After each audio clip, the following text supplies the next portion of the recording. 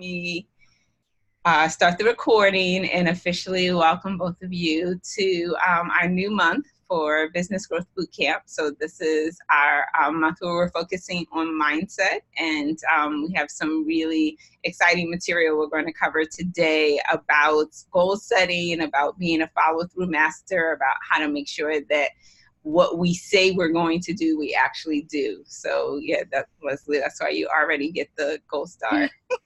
And we'll talk about how we can apply that to our business as well. But before we get into that, of course, we always start with celebrations to make sure that we take the time to pause and recognize the wonderful things that are present in our businesses, in our lives, and the things that bring us joy, and celebrate those things together. So whichever one of you would like to go first, I'd love to hear what you'd like to lift up for a celebration this week. I'll go.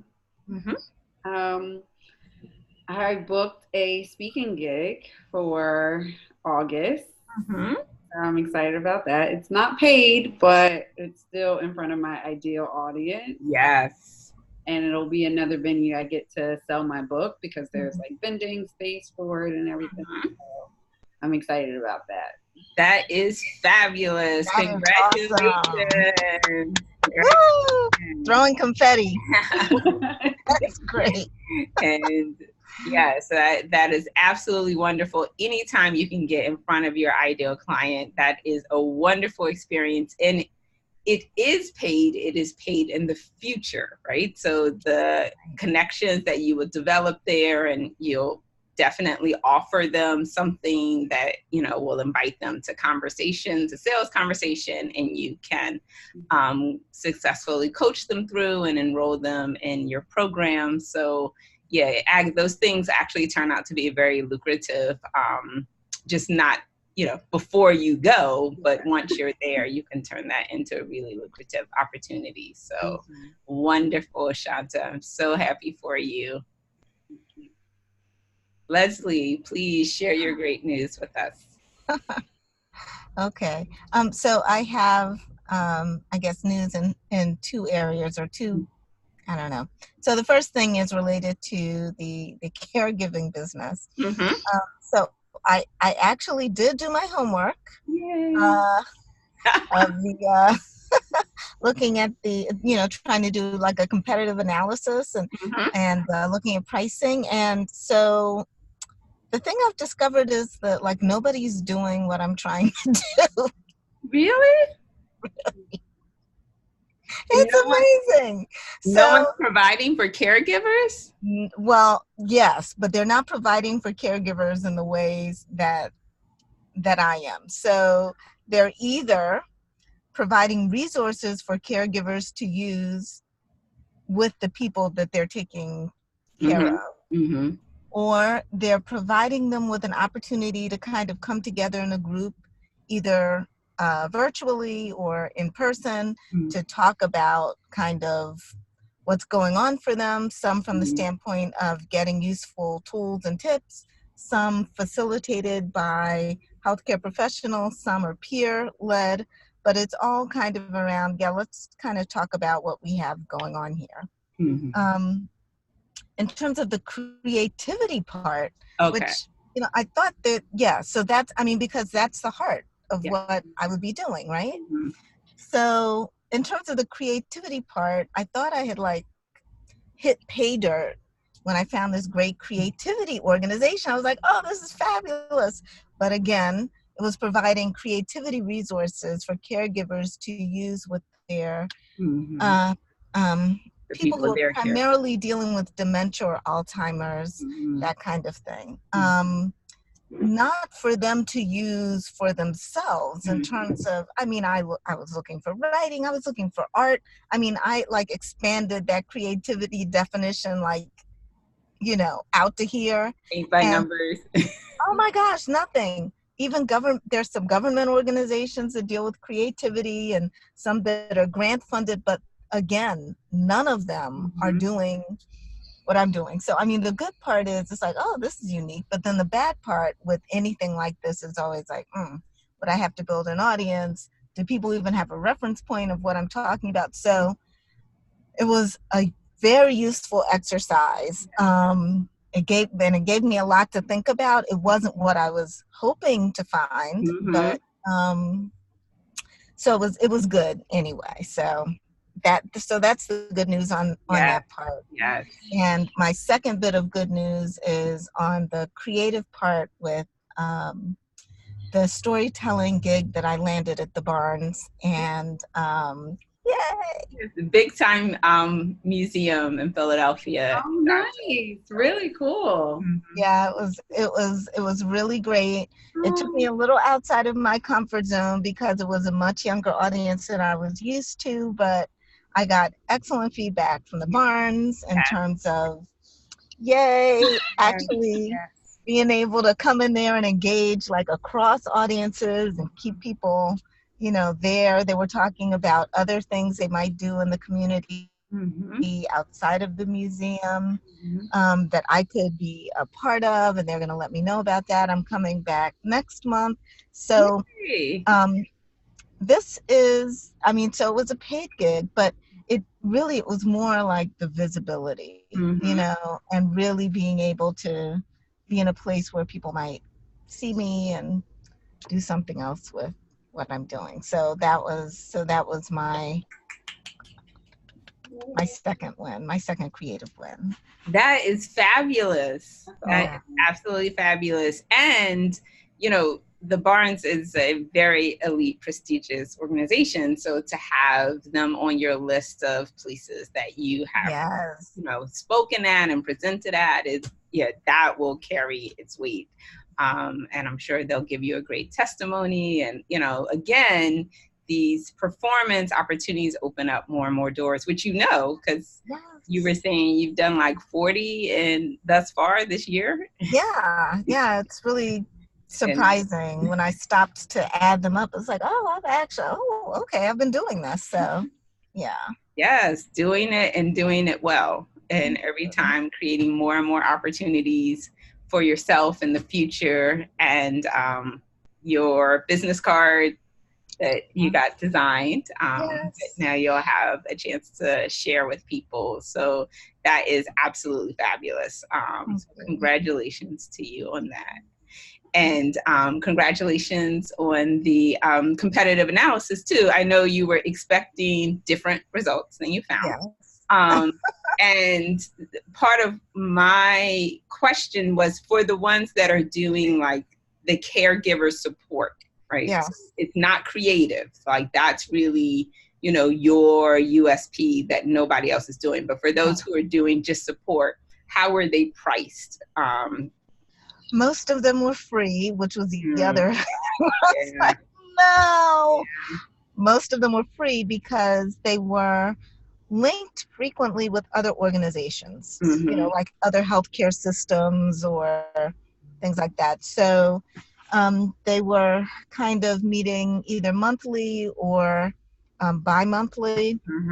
They were generally, it was a free model.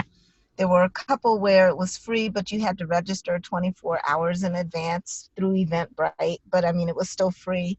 There was only one where I saw someone was charging, I think, $20 to $40 a session. And I thought, well, first I was like, yeah, okay, that's whatever, but let me see what she's offering. And it was actually a totally different thing. She was a psychiatrist. So it was really a therapy session for the caregivers, which again is not what I'm doing. So yeah, it was really kind of like, okay, nobody's doing this. And then the people who are doing anything related to it, like they're just giving it away for free. I'm sure the way they're able to do it is because, you know, they've got the umbrella organization. In some instances, they have like maybe grant funding. So then, you know, it's like, well, do I need to switch this to a grant funded sort of model versus something where the client needs to pay for the services? So I don't know. That's a really important question to think about, because I would have imagined it, it's not a problem that you're doing the creative and they're doing it some other way, because we still think, well, what other possible solutions are our ideal client using? Because sometimes they're using like a pastor, sometimes they're using a book, like they could be all over. Yeah. And there's still other resources that they're using to try to solve their problem. That's right. But the issue that all of these other resources are free does make me question the willingness of the market. That's exactly right. I mean, so like the price elasticity is 0. It's a very quick pricing analysis. Yeah. Like the only price point you ever see is 0. That's pretty much it, right? Yeah. So then, it's like, well, what's the other angle? And I can't do therapy as my so I don't know. So I have to think about a different sort of pricing model. And, I've got to think about the viability of this. This makes sense to me. I think people might enjoy it, but maybe I need to come to it from a different angle. Maybe I lead with the creative piece and then the caregiving piece is just one of the, channels types of people who come in. Exactly. So I don't know. I have to think about it. I mean, it was excellent information to get. Very useful. It just, might send me in a different direction or. Well, that's why research is good.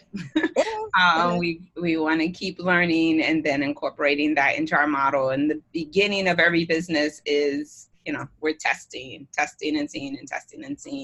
So I think, definitely looking now at what are the organizations, the businesses that are doing a kind of creative services for people who aren't themselves identified as artists. Right.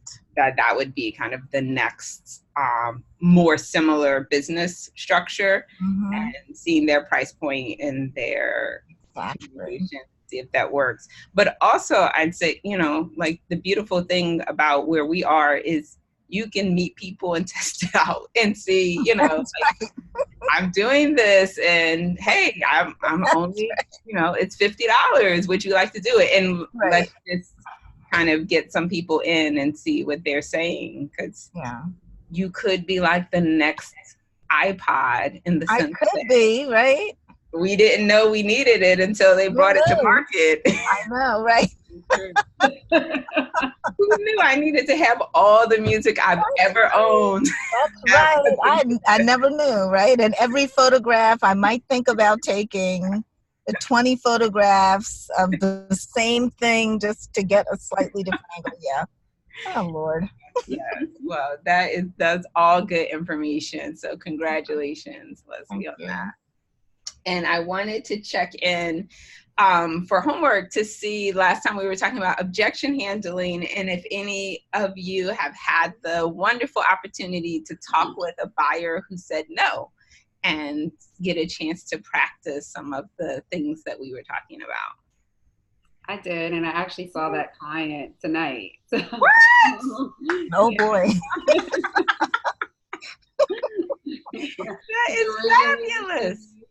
She was like, I don't want to pay all this money when I have really good insurance, to like where I could only have to pay like a $5-10 copay if I found somebody in network. And so I talked to her about it, and I gave her all the different options of how you could make this work financially and things like that.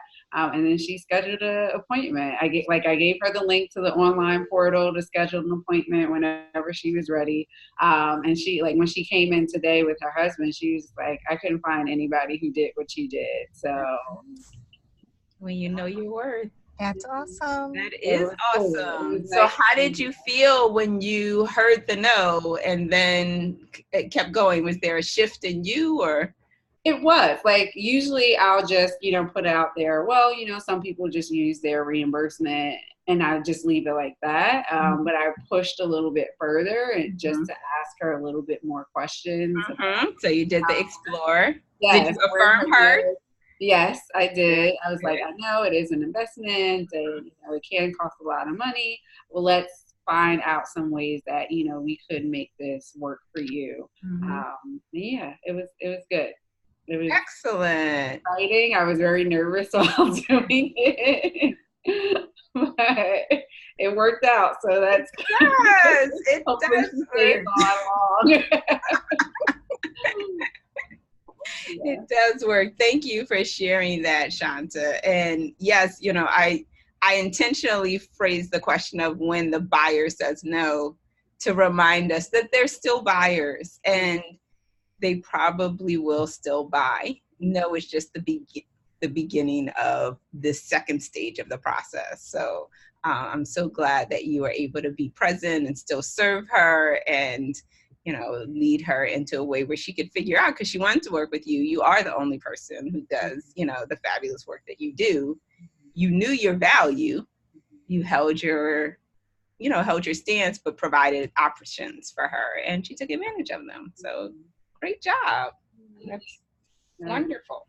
So today we're going to talk about what it looks like to be a follow-through master. So I wanted to start with our challenges, right? So what are some of the things that you have intended to do for your business that you haven't actually done yet? So many things. I know. It's like, where to start? I have my little notepad right here. I'm ready. Yeah. Figure out what my business is. Right? I thought I had that one checked off. Start on that, Leslie. So we have to. I did. We have to go. No, that's true. I did. That you really are currently actively procrastinating on.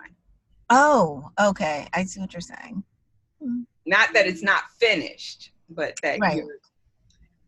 For me, hiring a VA has been something I've wanted to do since like last fall. Now I've just kind of pushed it off. Oh, at the beginning of the year, I'll hire one. Okay, great. And what else? Oh, goodness. I don't know. There's so many things. Catching up on old notes. Okay. I have a set of old notes that I just don't want to think about. Like I have them, like my notes that I take in session, I have them written down, but I haven't put them in the client like charts on the computer system that I have. So I need to transfer those over. Okay. So updating client files. What else?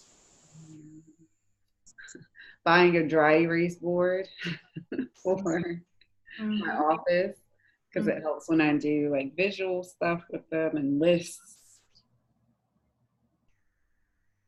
But I know why I procrastinate on that though. So why do you procrastinate on that? Because I know I'm gonna have to get it installed. Like I'm gonna need somebody to come and actually screw it into the wall, because I'm not gonna do that myself. So that's just another process that I have to do. Done. So I keep putting it off. And then I have a printer in my office that I have not figured out how to set up to yet.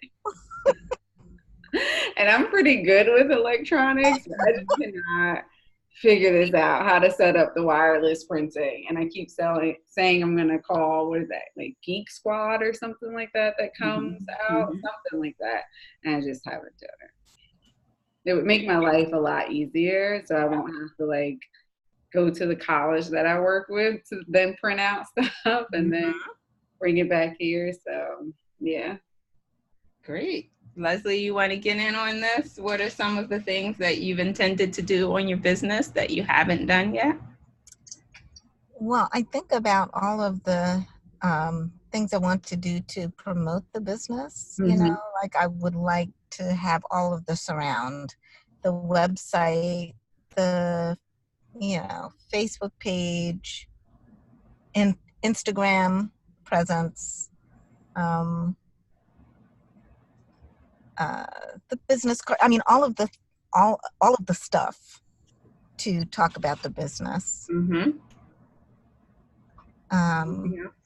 Yeah, so I've been putting that piece off. I think it's, so I've rationalized it as, well, I'm still trying to kind of do the viability of the business and get all this together. But so I don't know if that exactly fits in, but that's something that I'm like, okay, I want to do that. And I haven't done it yet. I haven't had a direct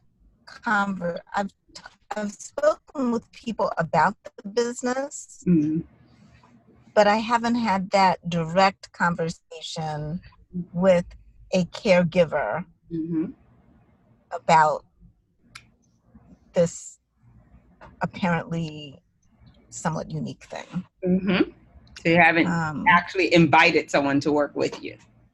Right. Yes. Yes.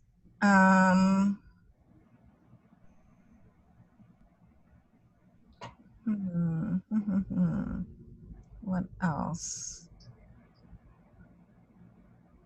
I think those are the main things. Okay. So what I'd like for you both to do now is to think about what it's costing you to not do these things, right? So what is it costing you in terms of time and all the things that you have to do because you're not doing this? What is it costing you in terms of money? Either money that you're losing or money that you're not getting because you're not doing this. What is it costing you in terms of stress and anxiety, right? Which is a health consideration. And what is it costing you in terms of how it impacts your relationships? So I'll just review the list of things, and you can have one thing in particular in mind, or you can think about them as a whole. So Shanta, your list of hiring a VA, catching up on client notes and entering it into your client files, buying and installing your dry erase board, and setting up your wireless printer, right? So what are those things as a total not being done? What are they costing you?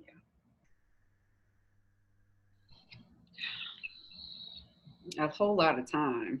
And if you were to quantify that much time, like if this was all done, how much time would you be able to have back now in your week? In my week? I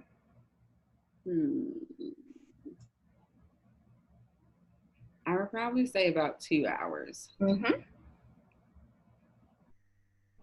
Yeah. So you could gain about 2 hours a week by getting this done. What is it costing you in terms of money?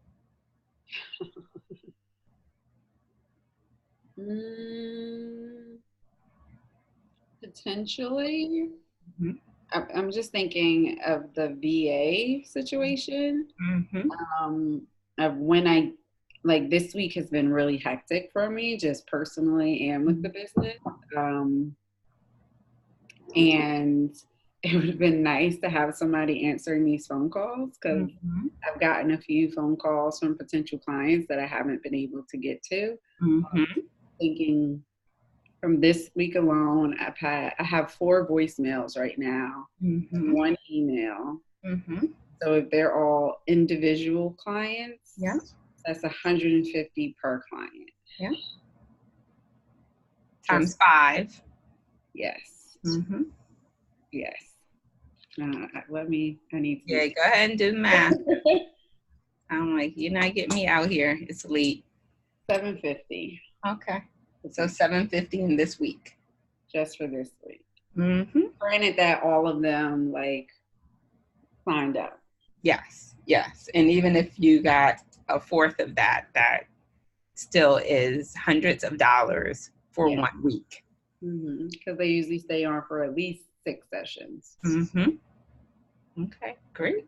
And Leslie, your list was establishing your website, social media promotions, your business cards, and having direct conversations with people where you invite them to work with you. So what's that costing you? That's pretty much everything right there. That's it's the cost, it's the opportunity cost. Mm-hmm. I mean, I don't even know how to quantify that, except to say that that's pretty much everything, Yeah. right? Yes. That's, If I you don't mean, have clients, that's everything, you don't have right? business. Yes. So, Exactly. so if you had the ability to say, Yeah. I'm going to do something, and Mhm. then actually do it, so you could make yourself do whatever you said you're going to do, what Mhm. would you be able to accomplish? Well, I'm not sure that I completely get your question, because on the one hand, I could say, well, if I set my mind to it, I'm sure I can accomplish anything. But if you're saying, like, what's a realistic sort of small piece of that goal for the week, then that would be a different answer. And with Yes, that, I I'm might saying say, for you, because there are yeah, parts we don't control other people, right? So right, that part of it we haven't mastered. But if we yeah, had the ability to control ourselves fully, where once hmm, I said, this is what I'm doing, I'm making 10 calls today, or I am, hiring a VA, or I'm installing, like, once I said it, right. I know I will do it. Hmm. Yeah. What kinds of things would you be able to create in your life and in your business? Um,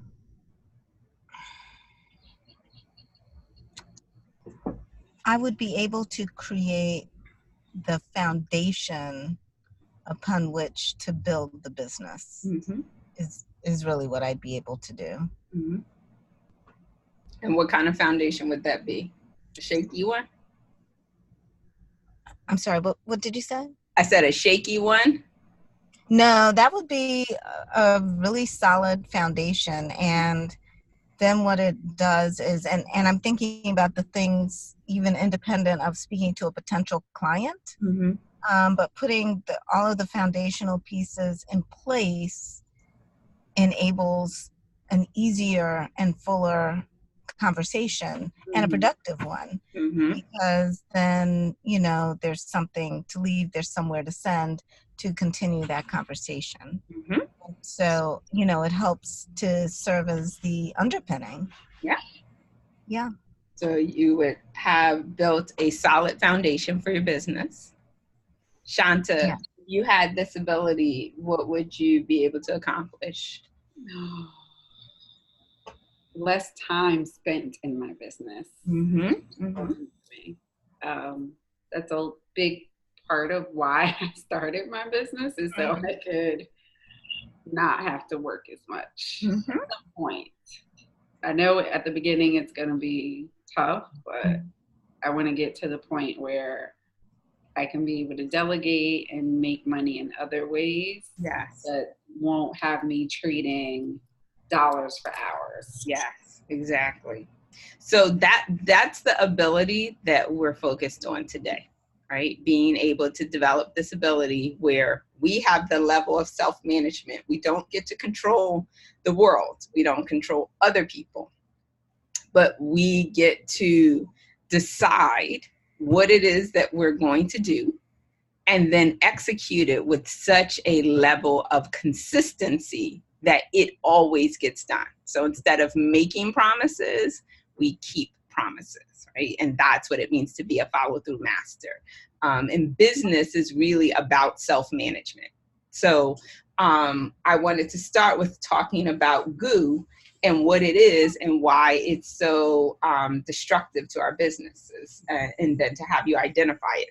So goo is basically any demand that's on your work plate that is required as a part of your job, right? This is what's required, but you don't feel like doing it. So all the stuff that, it feels, when you think about it, it feels like icky. It feels like you want to avoid it. It feels heavy and it repels you. All of that is goo. And anything that feels like goo, because each of us have different personalities. So what's goo for me might not be goo for you. You might love, oh, let me jump into some numbers and make some charts. And I'm just like, oh my God, if I like have to look at one more detail, I'm going to kill myself. So goo is different for every person, but all of us have that thing that counts as goo, that is a regular part of our work. And the challenge is, if it feels like goo, if you have that emotional response to the work, then you're likely to neglect it. And if you neglect it, it's probably going to be shooting you in your foot, because it is something that is a core requirement of your work. So we're going to talk about what that goo is and how we can make sure it doesn't get neglected, so it's not undermining the success of your business. But when we're trying to avoid goo, just the act of avoiding it takes up more time, because we're spending all kinds of time trying not to do the things that we know we should do. It also drains all of our energy. So if you've ever had a place where like you just walk into the room, you look at the pile of papers, and already you're exhausted. It's just 9 o'clock, like you just showed up. But the work itself feels so emotionally draining.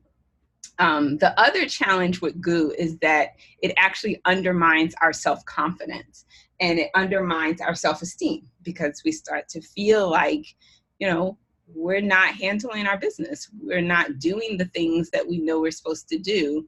And it's embarrassing, and then we're less likely to take risk and kind of invest in ourselves. So it creates this cycle. And as I said, all jobs have goo.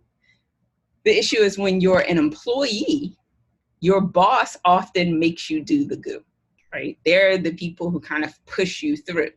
But as a business owner, you're the boss. So what happens when you have goo and you're the only person who's going to determine whether or not you do it? You're both business owners, so tell me what happens. It doesn't get done a lot of times, or by the time it gets done, it's just been kind of sitting there antagonizing you and making your life miserable. You know, just, yeah, it's like, I just need to do this. So a lot of times it tends to, not happen. It's real easy to do something else that you'd rather do. Mm-hmm. Mm-hmm. And really easy. Of course, because we are emotional creatures, right? And so things that that feel bad, tasks that feel bad emotionally, even if logically we know we quote unquote should do it, we don't want to do it. It doesn't feel good. And so therefore we don't do it. But not doing it doesn't mean it's not important. And it's important because it's connected to something that's going to allow your business to thrive. So you not doing it is actually hurting your business, but you don't feel it yet. You feel like you're hurting yourself emotionally to do it. So that's why goo is so especially dangerous for entrepreneurs, because there is nobody else to make you do it. We have to learn how to manage ourselves in ways that allow us to be successful and to get through it. So I have some questions on our worksheet. You don't have to answer them now. You can do this later, but it's just getting you to identify the specific tasks that are your goo. So we've started out talking a little bit about it, but I do want you to take some time when you are home and working on this and think about the tasks that you are actively avoiding, like right now, what's not getting done, and to write it down so you can look at it. First, we want to capture it. And then I want you to figure out what are the tasks that maybe you started, but then you quit before it's done, right? That's another sign of goo, right? We don't bring something to completion because it feels so bad and we want to kind of run away. And then the other one is task. And this is something that I think is most insidious because it's tasks that we do, but we do them with such low enthusiasm that the results probably suffer, right? So I'm just half-heartedly showing up and doing it, like, can I take your order, please? Right? So you're probably not going to want to come and, give me your order, like you'd like to be somewhere else. And so these are 3 different ways in which goo can show up in our businesses. And so what I'd like for you to do is get really, really clear on what's the goo for you, because once you know it, then you can start to apply some of these practices that we're talking about today in addressing them. So I want to move on now to addressing them. So the first thing we want to do is to identify what is your follow-through infrastructure, right? So everybody needs a structure that will allow you to be successful and do the things that you've said you're going to do. And so, as I said before, when you're an employee, your boss is often that infrastructure for you. So think about a time when you were an employee and whatever goo you had that you didn't want to do, and think about what are the ways in which the infrastructure of being an employee helped you to push through your goo and do it. So I've always struggled with notes, even as an intern, that we had to like create a special system for me. Notes were just not my thing. And so when I started working, I still would procrastinate on putting notes in charts, even though I had my own personal notes. And usually it was because we did chart reviews at the end of the year. So I would just make sure I had them in before the chart review. Yes. That was the only thing I had. So it was still goo. Yeah. It still felt bad. You still didn't want to do it. And knowing that at the end of this cycle, my supervisor and the people above him or her are going to look at this was what got you to push through and get it done. Yeah. Excellent example. Leslie, can you think of an example as an employee? What's the infrastructure that helped you to push through your goo? I think it was always a deadline that was in place. There was some event that was going to happen, or there was some marketing campaign that needed to launch by a particular time to support a product that was getting ready to be introduced at a particular time, that needed to be introduced at that time in order for the company to be able to see how they were going to pay back all of the investment they had put into this. So, I mean, it was kind of like everything backed out. And so everything was kind of high stakes and deadline oriented. Like it has to happen here because, partially because, you really believed in what you were doing and you wanted it to do well. Part of it was, visibility. You don't want people to see that, you're not doing like what you're supposed to do. And the other part was, God forbid it didn't go well. You didn't want to be the scapegoat. Yes. So, there was a lot of self-protection built in there, as well as kind of, investment in the success of what needed to happen. So even though there may have been some goo in there in different places, it had to be done. So let's take that insight from the infrastructure, because we all need infrastructure at all times. Like we never get to a point where we don't need infrastructure. So let's take what you've learned from the kind of infrastructure that works for you. So what I've had is external accountability, deadlines, visibility, and doing work that's meaningful. So let's take that and think about how now as an entrepreneur, how can you bring that infrastructure into your work?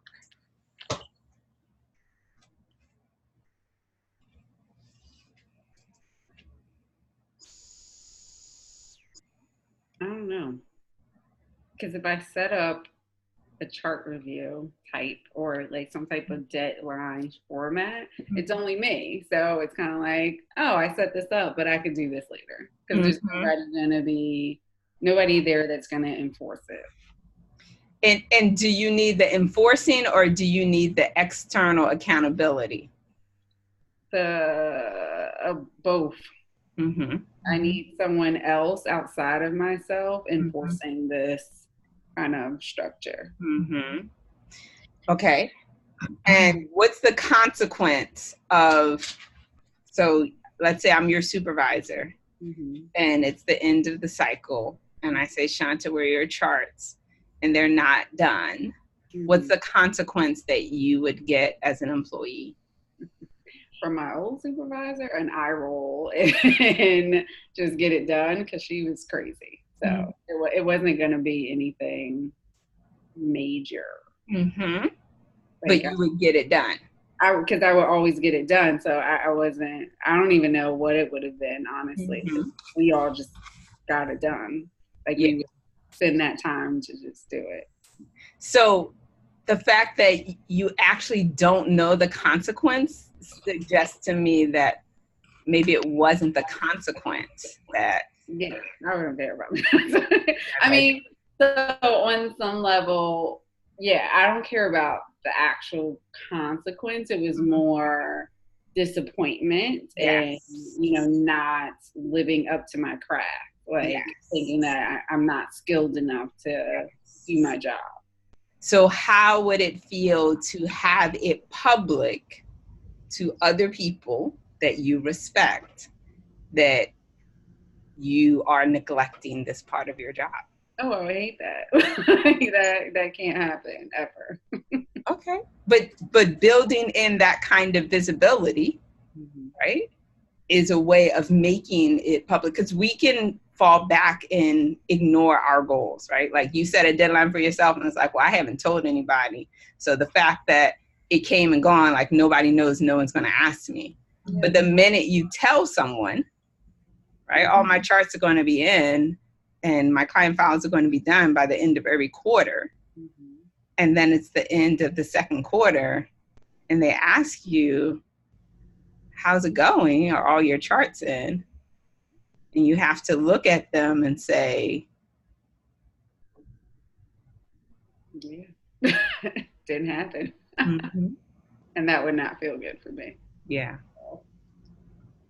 So making yourself accountable and telling someone else your goal and letting them ask you about it is something that can help you, because it does motivate you to do what you know you want to do. So that's a resource now that becomes available to you as part of your infrastructure. Leslie, what are your thoughts about how you can build in deadlines and visibility into your follow-through infrastructure?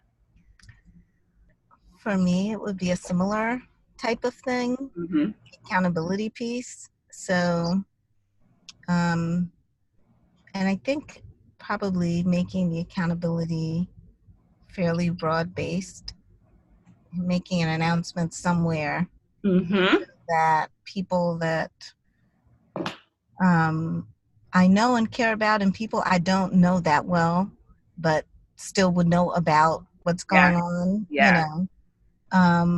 to say, hey, I'm launching my, business on this particular date.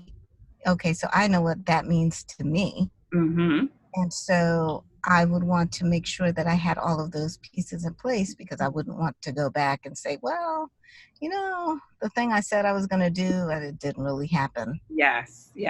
That would, no, can't have that happen. Great. So you know this about yourself, and now you know that telling other people publicly actually does increase your likelihood of doing it, which is why you don't tell people. But I'm saying that's right. That's right. Now actually you can use it to your advantage to, when you'd say, I'm really going to do something, to publicly proclaim it, because they are going to follow up with you and ask you how it went. And that does help you only to do the things that you want to do, which is why I want to go through the steps of mastery for follow through, because you shouldn't do this for everything. And the first step, the first thing I wanted to talk about before I get into the steps is why we should not rely on the two strategies that people often rely on, which is trying harder and inspiration. So there are two kinds of try harder.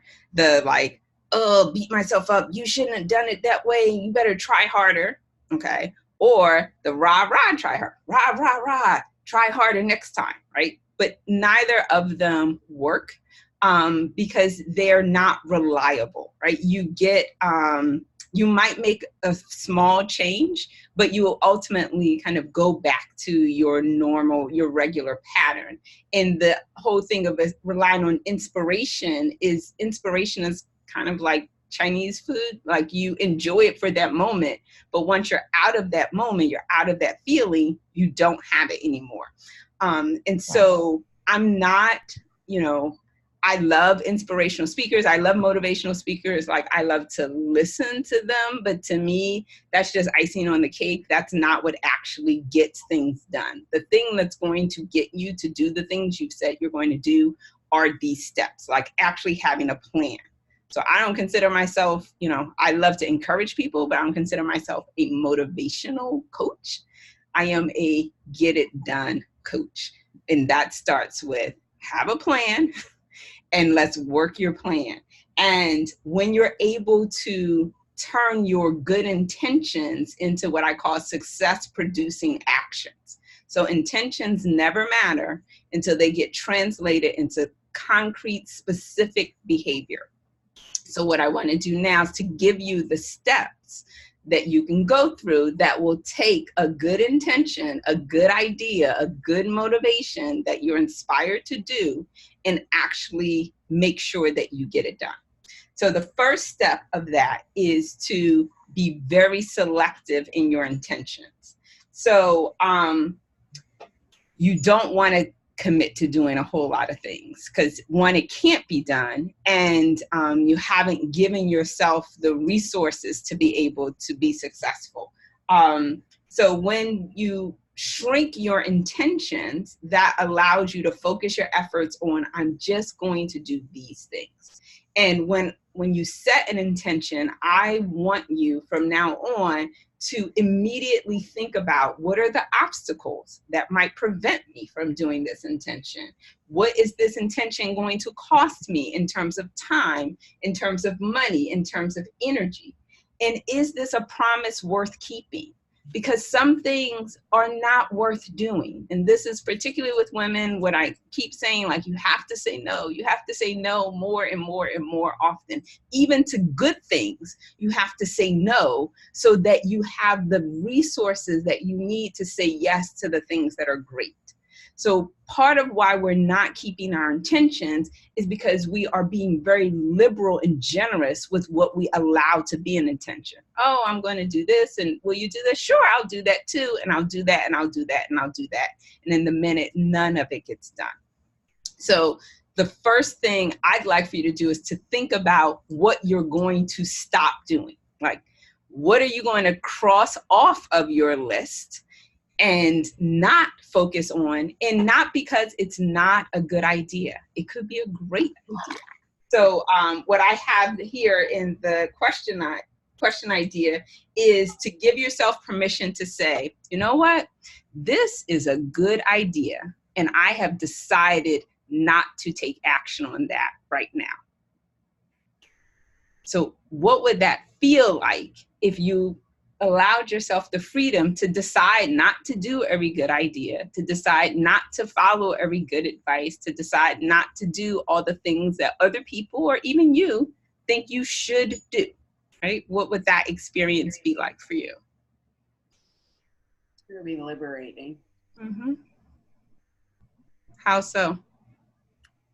It's one less thing that I don't have to think about and plan out and figure out how it's going to get done. Mm-hmm. What would that feel like for you, Leslie? It would feel I think I thought two things. One was I feel like I could take a deep breath. Mm-hmm. And I think, though, I'd really have to be very careful about the things that I'm selecting Mm-hmm. that are good things that I'm taking off of my list, because I also got this like immediate like twinge of guilt.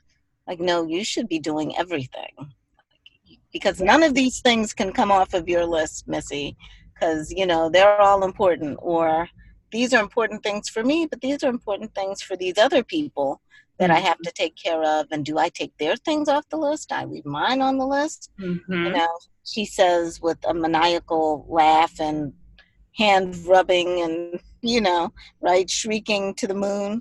Uh, yeah, but I don't know. So that I was just thinking, I really dig that, and I would have to do it with a lot of care Of to course. make sure that I really had prioritized accurately. And if I had done that, it would feel like, oh, well, that's great, because So, then my mind could not. I mean, I wouldn't want to be on doing these wonderful things that I have prioritized and done like this, but a part of my mind is thinking, yeah, but what about that? With the little yes, voice whispering. Like yes, yes, I'd like to be able to kill the voice yes. and really be able to like live into that freedom. Yes. So let's kill that voice, right? Right. Because Right. it's about making a decision. Mm-hmm. So, and the decision is only a decision that you're making in a moment, right? I'm deciding right now, I can next week, next month, make a different decision. But Mm-hmm. right now, I'm deciding this is what I'm going to give my time and attention to. And these are the things that are great things that I'm not. Mm-hmm. So talk back to that voice in the back of your Mm-hmm. head that is saying you can't let those other things go. What would you say to her? Uh, if I don't let some of these things go, none of these things are going to get done, Mm-hmm. or they won't get done well, Mm-hmm. or some things will get done and maybe not the most important things. Mm-hmm. Those are all very true, right? And that's what procrastination becomes for us. It becomes a way of us not doing the things that we have said we're going to do, but we really don't want to do them. So we still Right. don't do them. But we can feel bad about not doing them, which means we can feel like we're good moral people. We're just super busy. Um, Right.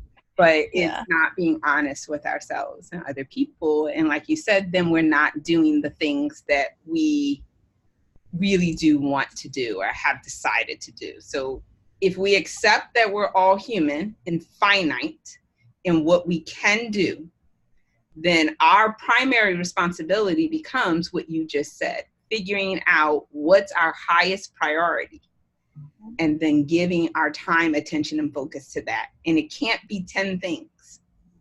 And it doesn't have to be the same thing all the time. Our priorities can shift, but if everything is a priority, nothing is a priority.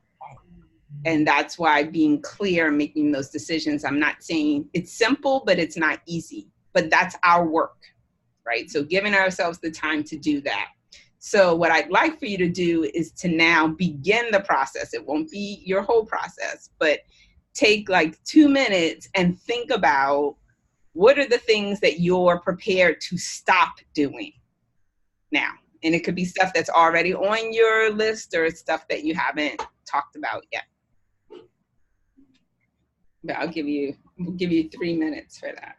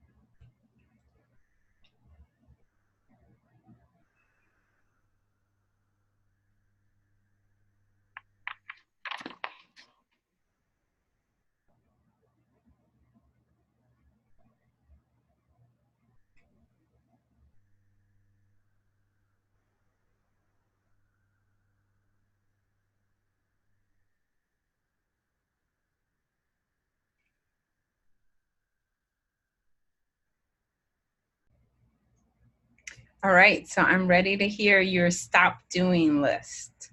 Shanta, why don't you share? I don't know. This is hard. In 3 minutes, you didn't write anything? I've thought about a few things of Mm-hmm. things that I would like to stop doing, Mm-hmm. but I also feel like if I don't do them, they're not going to get done. So I'm just trying to figure that out. Okay, so give me your list. These are things you want to stop doing, but you don't feel like you can give yourself permission to not do it. That's what you're saying? This is how I run my business. Okay. So I would like to stop answering emails and Mm-hmm. phone calls. Mm-hmm. I hate them. It Mm-hmm. makes a lot of my time. And then I had a suggestion from a colleague to create kind of like a separate entity, like a separate, almost not necessarily a business, like it would still be sex therapy, but on like a higher tier. Mm-hmm. Um, and I've been thinking about it, but I'm like, that would just take too much of my time to like, start that process. When I feel like my current business isn't where I need it to be first, for me to have the time to do that. But yeah. Okay. Probably stop planning for that, because for a little bit I was planning for it, and I'm just like, I don't have time for this. So yeah. All right. So the creating a high ticket offer, you're saying you want to stop it, but you can't because. Well, that I'm gonna stop it. Okay. I'm spread too thin right now, and I just don't have to have the capacity to add something like that. Do like more of a program into all the programs and events that I have planned for the year. So maybe for next year sometime, but I'm stopping that. It's the emails that I can't stop, that I like to stop, but I can't stop. Okay, so we already have one monkey off your back in that you have decided in 2019 you're not rolling out a high ticket offer. Yes. Right? So that frees up time, mental space, and just the stress of, David Allen refers to these as open loops, right? That stress is created by an open loop whenever we say something needs to get done and then it's not done and we're not taking action, that creates stress. And it could be changing a light bulb, and it could be creating a high ticket program.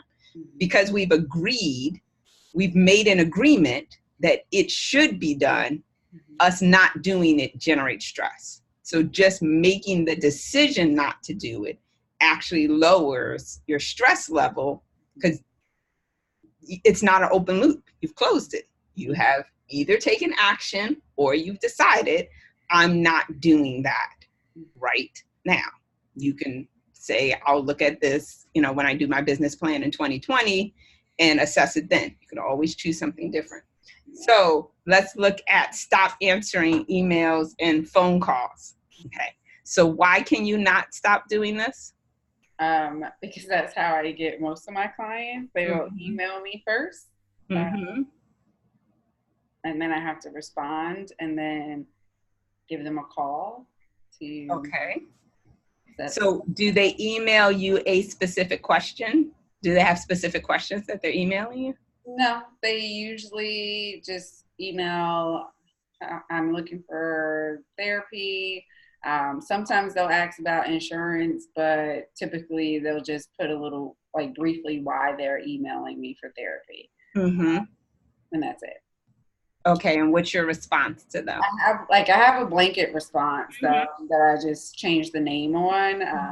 Thank you for contacting us. I'd like to schedule a time to talk.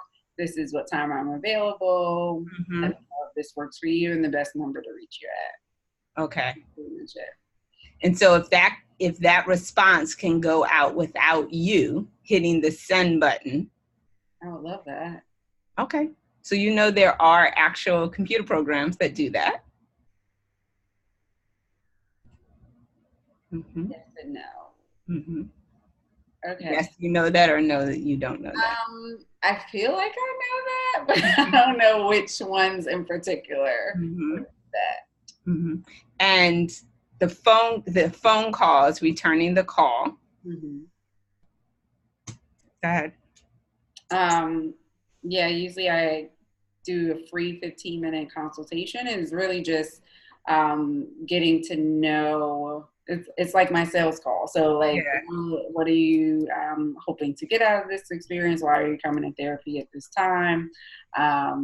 If they have any questions for me, and then I tell them about my process and how much payment and all that, and then that's it. So that's the call. Those are the calls you don't want to have? No. I mean, yes and no. So I feel like I've talked to you about this before. Like, I like having those calls because I like who I'm coming in the room. When I come into my sessions, like just having even like a little bit of background. Typically, I don't remember the specifics of what they say, but just knowing that, okay, I've listened to them.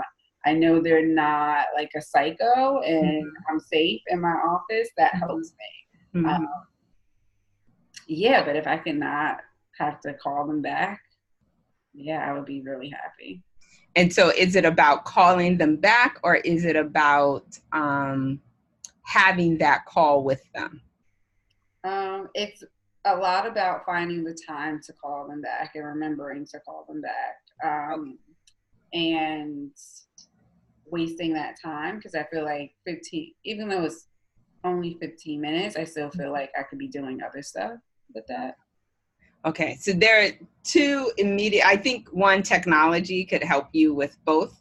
If it is the phone tag of they call you, then you have to call them, and then you got to set something up, whatever, you can have a scheduling system where they actually just schedule a call with you. So I'm trying to do that now through the EHR that I use, the client system that I use, scheduling, having them schedule their 15-minute consultation in there. Okay. Yeah. I'm trying to figure out how to set it up correctly without I have to make sure I block off that time. Like, this is the only time they can call for those 15-minute consultations. And so I'm not getting like interruptions in between the client and things like that. Yep. So that's all automated. There are things that do that. I use a system, Schedule Once, something, and you can program it by different types of calls. But they set it up, so then they don't have to do it. And you can have that in your email as well, your response back to them. So it is, thank you for reaching out to me. I'd love to talk to you. Here's the link to schedule a time for us to talk. And you can put a filter on your Google if there's to look for certain keywords in the email, and that triggers that you can set a send whenever you have this keyword, send this basically automated response. Or you can create a different email that is, for information about becoming a client or to explore services, send to this. So they would be emailing you at something different than what I would email you at. So then it just is an automatic email response that comes from that email. You see what I'm saying? Okay, so the point is there's nothing, there are some things that you absolutely do have to do. But both of these things are not things that you personally have to do.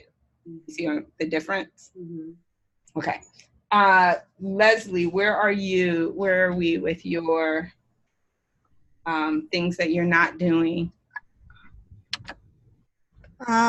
So for me, I think it's more about behaviors and the things, because when I was looking at the things that I need to do on an ongoing basis, I truly can't take them off my plate. When I say that, I mean like caregiving and home management. Like there's it's me. Mm-hmm. Building this business would be me. And then the writing, performing, that kind of thing, yeah, that's me too. So I can't, those are kind of the big areas. Mm-hmm. I've sloughed off a lot already. Um, there are some things in the home that I can choose not to do. Mm-hmm. And so, like, forget about the basement, Mm-hmm. forget about the garden, forget about some of the things that I wanted to do in the house for now. So I can do those things and give myself permission not to do them. And then the other things would be when I'm talking behaviors, I'm thinking about things that are probably productivity sucks, like Mm-hmm. screen time, um, uh, things that are anesthetizing types of activities, Mm-hmm. and going to bed late. Mm-hmm. So, which hampers my productivity for the following day. So I Mm-hmm. think that, what I might be prepared to do, since I can take some of the home stuff off my list. There Mm-hmm. are other things that they're just fixed elements. I can't do anything about those, but maybe I can do things so that I am better equipped, and have more kind of mental, emotional, um, physical resources to actually get these things done. Yes, those are both great strategies of, as you know, the importance of caring for yourself to increase your capacity to do your work. So not staying up late and eliminating time drains are ways to build more self-care into your life, but also giving yourself permission to stop doing that. Like, you don't have to have an organized basement. You don't have to have, your garden on HGTV. You Right. know, the poem that you wrote about me with the window, like, if Yes. you sit in the chair and look this way, It looks beautiful. and you clean this corner, That's right. you can sit in a nice, neat, organized space I and love it. function. Yeah. But yeah, so giving ourselves, and I think maybe next time, maybe we'll have time to talk about what it means to say no to the expectations that other people have of us, because that, I think, is part of what stops us from giving ourselves permission to stop doing things. Mm-hmm. But if you recognize what you've already said, which is that you are finite, and so the truth of the matter is they're not getting done anyway, but you're getting stressed out in the process. Exactly. And so being able to make a decision is what this is kind of all boiling down to. I'm deciding to do it, or I'm deciding not to do it. And if you decide not to do it, it's not procrastination.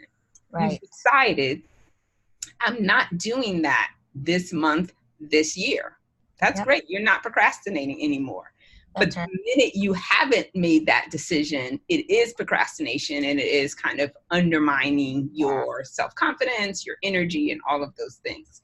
So a key part is being very, very selective and starting out with saying what we're not going to do. The second step is to be very specific and how we write out our intention so that there's no wiggle room, because we kind of give ourselves wiggle room with this vague, I'm going to, launch my business. Okay. Is it a date attached to that? Is it, specific step? Like, what are you doing? When is it going to happen? Those kinds of things. And again, we know that deadlines move us, which is why we like to avoid establishing deadlines, right? But it moves you. That's what your boss uses with you. So you can use that same thing with yourself. So making SMART Plus goals.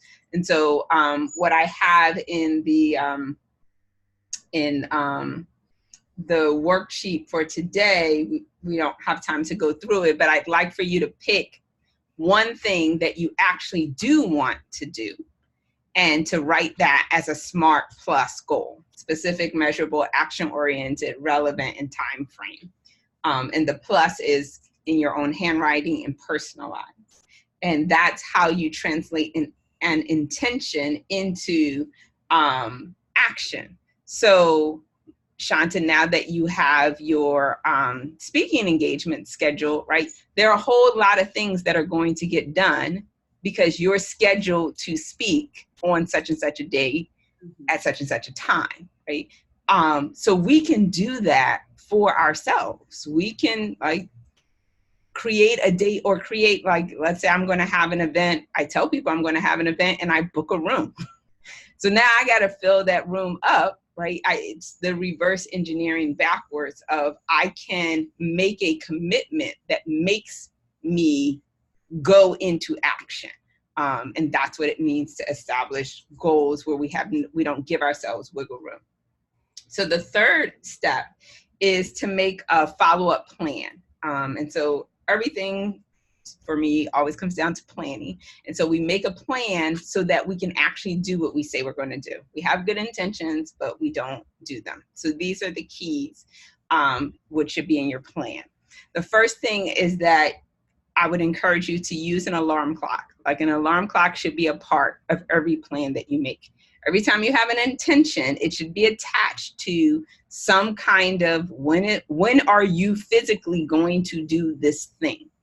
And write that down and then schedule that, into your phones, your calendar, whatever you use, as a way of making sure that you're kind of consistently working on it. Another way that I like to use alarm clocks is and brainstorming sessions. So if I have something where I want to write something, maybe giving myself, if I'm going to write for an hour, give myself 10 minutes to just brainstorm and mind map and do the alarm. So alarms are creating mini deadlines for yourself.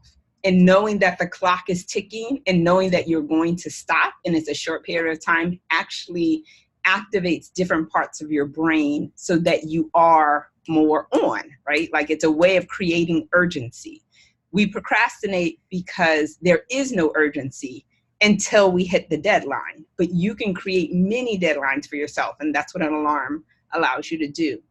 The second thing around that is to create visual cues to keep it top of mind.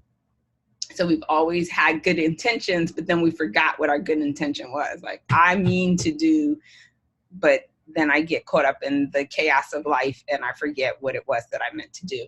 And I wind up not doing it. So think about how you can use visual cues to keep it front of mind. And the question that I have for you in your journal is to think about how many cues you might need realistically. So, some people, they only need to be reminded once. Other people, like my children, need to be reminded again and again and again.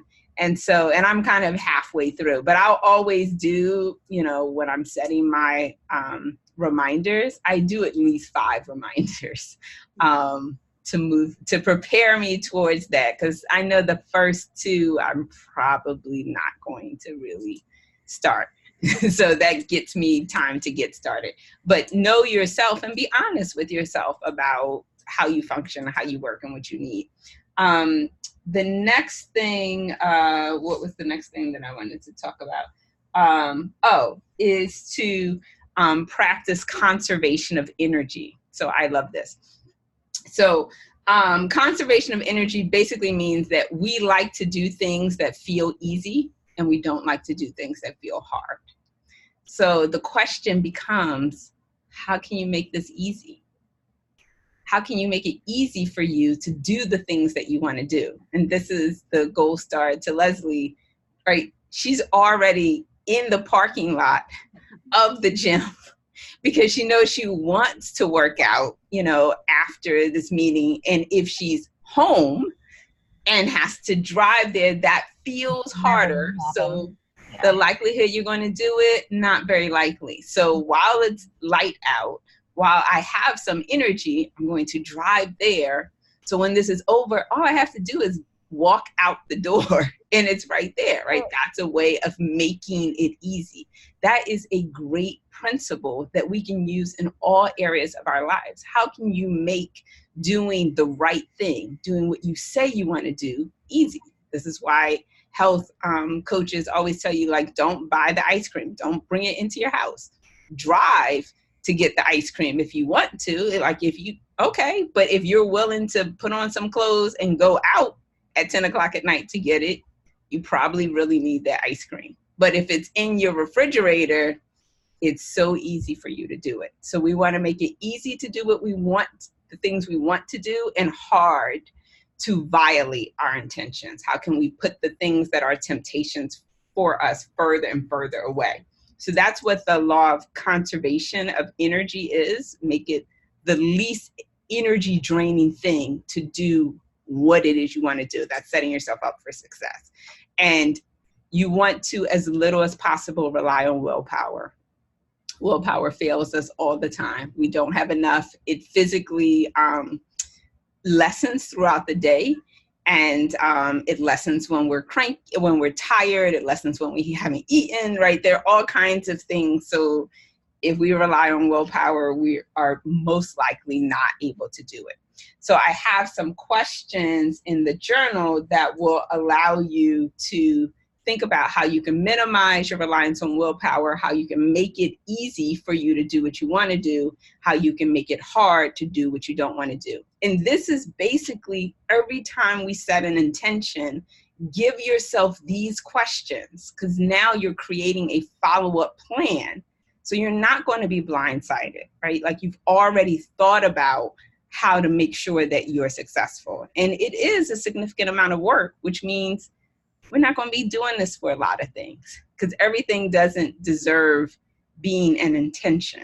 So once you've narrowed down, this is my intention, and these are the things I'm not doing. With the things I am doing, you owe it to yourself to kind of go through and create this plan. So that's how you create a follow-up plan. Any questions about those pieces that go into your plan?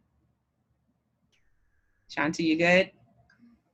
Okay, so the last thing is to conduct an intention review. So at some point, specified point in time, you want to actually review your intentions so that you can see what's working, what's not working, and kind of move forward. So I have here a list of questions that you can do for your review, right? So how am I doing? Am I working on, am I keeping my promises? And am I making the right promises, right? Because again, we want to make sure that we're getting better at prioritizing. You want to assess, have I stated my intentions clearly enough so that there isn't wiggle room and that I'm properly accountable? Are there things that I should cross off my list, right? Because they're not necessary anymore, or they conflict with other priorities that I have. So I've decided what I'm not doing. Do I have a follow-through strategy for each intention? This is really important. If it's not worth, if you're not willing to invest the time to make a follow-up strategy, you should just not do the intention, right? Just don't even say you're going to do it, because it's going to require more time than it requires to create a follow-up strategy. So that is kind of a way that we can gauge how important this really is to us. So one of the coaches that I used to work with would say, you know, would you declare that under oath, right? When you say I'm going to do it, would you put your hand on a Bible and say, I am going to do it? And if we don't have that level, if you're like, oh no, that's a way of me letting myself know, I don't really want to do it. Like, it'd be nice, but I'm probably not going to do it. So let me decide not to do it instead of letting myself down, right? So that can be kind of a standard.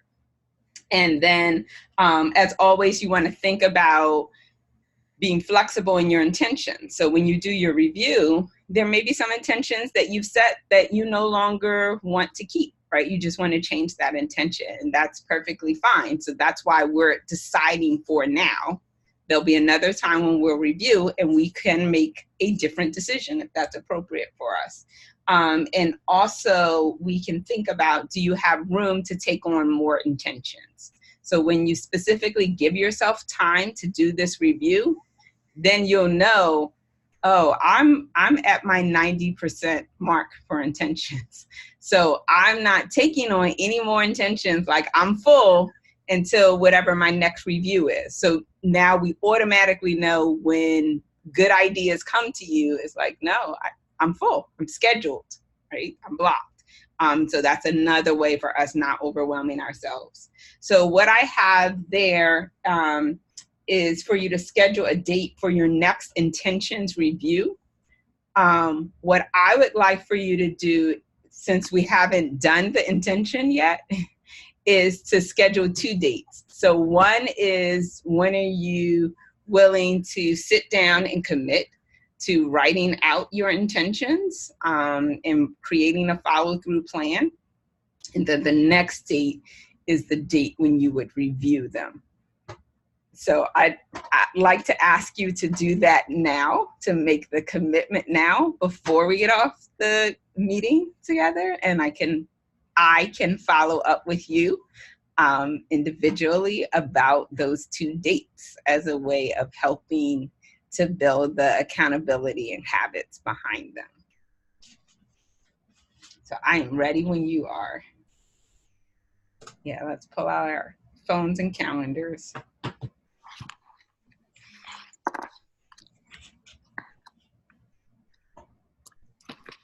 I probably won't have time to sit and do anything. Oh wait, well, maybe on my flight back home. I'm going to Chicago this weekend. Mm-hmm. So maybe when I'm coming back from Chicago, I can do it on the plane. Because going there, my flight is too early and I'm going to want to sleep. Mm-hmm. So, yeah, I can do that. So give me a date and time. Monday the 15th. Monday, July 15th. And what time? I think my flight leaves.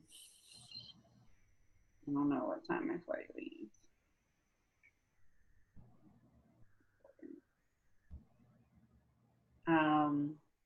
So from 9:45 p.m. Chicago time. Okay, so that's 10-hour time. Yeah. Mm-hmm. Until midnight.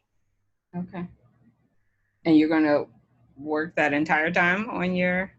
I'll probably be doing a lot of writing during that time because I'll be up. Okay. So yeah. So this is your create intentions, and what's your review? Is there a time frame we should, like, in between? Whatever works for you. So, you know, how often you want to review your intentions. You could do it annually, semi-annually, quarterly, monthly. Probably not weekly because it takes a significant amount of time to create it. I'll do it for the quarter. Okay. So, what is that? Into September? Okay. Is that 3 months? October will be 3 months. Oh. But if you want to just do it at the end of your quarter, yeah, that would be September, what day?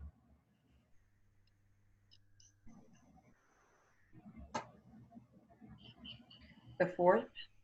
Okay, so September 4th. What time? Probably about 1 o'clock. About 1 o'clock or at 1 o'clock? At 1 o'clock. Okay, great. Thank you. 1 to what? 1 to like 2. Okay, 1 to 2. Okay, thank you, Shanta. I have your create intentions Monday, July 15th, 10:45 Eastern time to 12 midnight, and review intentions September the 4th, 1 p.m. to 2 p.m. Great. Leslie, what are your dates? Okay, my dates will be Wednesday, July 17th, between 10 a.m. and noon. Okay. And then the review date would be Tuesday, October 1st. again, between 10 a.m. and noon. Okay, excellent. So now you have done the first step of publicly declaring your dates, and I will follow up with you individually, and you can feel free to follow up with each other as well around the dates to make sure that we do this to develop this habit. So once we really get this skill set mastered, you really do become unstoppable. You're able to build that solid foundation for your business that you talked about. You're able to create more freedom for time away from your business. You're able to have more confidence and energy because you're a woman of your word and you do all the things that you said you're going to do, and you have less stress. So those are all things that I know I want for myself and I would love to have for you. So I'm happy to support you in developing this habit. So with that being said, I want to thank you for your engagement and to wish you a good night and a happy workout and safe drive home. And I will reach out to you later. Take care. Take care. Bye. Bye.